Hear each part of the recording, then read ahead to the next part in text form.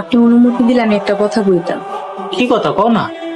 রাসূল সাল্লাল্লাহু আলাইহি সাল্লাম কইছেন, তোমাদের ভিতর সেই ব্যক্তি উত্তম যে নিজে কোরআন পড়ে এবং অন্যদেরকে কোরআন শিক্ষা দেয়। আমি চাইতেছিলাম প্রতিদিন বিকালবেলা গ্রামের বাচ্চা কাচ্চারে কোরআন শরীফ পড়াম। আরে এটা তো ভালো কাম, আপত্তি করুম কে? আচ্ছা ঠিক আছে, তাহলে কালকে থেকে শুরু করে দিই। আপনারও কিন্তু একটা দায়িত্ব আছে। আমারও দায়িত্ব আছে। কি দায়িত্ব?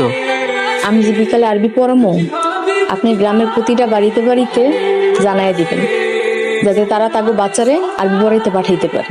আচ্ছা ঠিক আছে। রাজু বাড়ি আছো নাকি? আসসালামু আলাইকুম। ওয়ালাইকুম আসসালাম, কেমন আছো? জি ভালো।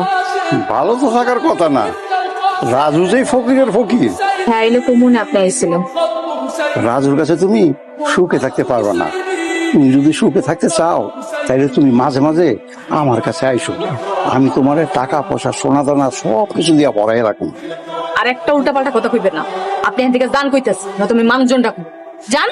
আমার জমি অপমান করলো না, খারাপ তোর আমি মজা দেখাইতেছি। রাজু বাইরে ও আমার টাকা মেরে রেখেছে স্যার, পরে এরেস্ট করেন। ওকে ধরে নিয়ে চলো। আমি কারো টাকা মাইরা খাই নাই, আমি হাত টাকা দিয়ে দিতে চাইছি, আমি হাত টাকা মারি নাই। আমি কইছি সময় মতো আস্তে আস্তে পরিশোধ করে দিমু। কাকা আপনার আমি কথা দিছি না যে আপনার টাকাটা আমি আস্তে আস্তে পরিশোধ করে দিমু।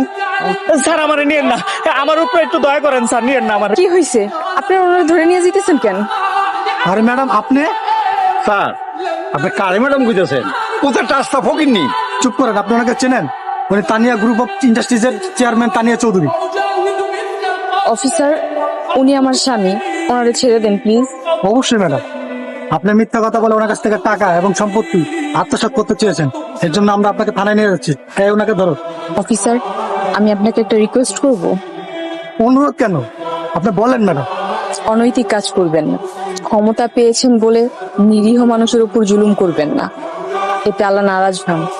দুনিয়াতেও শাস্তি পাবেন, আখিরাতেও শাস্তি পাবেন। আমি আপনাকে কথা দিলাম, আজকের পর থেকে আমি আর কোনো অনৈতিক কাজ করব না। আমি যদি আগে জানতাম যে তুমি বড় লোক বাড়ির মাইয়া, আমি কোনোদিন তোমার বিয়ে করতাম না।